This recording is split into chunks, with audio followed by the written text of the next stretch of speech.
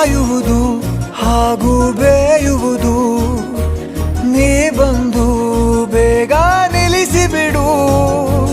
ಹಿಂಜರಿಕೆ ನಿಂಗೂ ಇರಬಹುದು, ನಿಂತ ಕಡೆ ನನ್ನ ನೆನೆದು ಬಿಡು.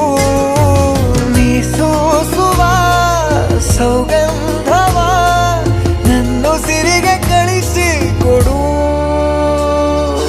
ವ್ಯಾಮೋಹದ ವ್ಯಥೆಯ ತಿಳಿದವಳಾಗಿ ನಗಬಹುದೇ,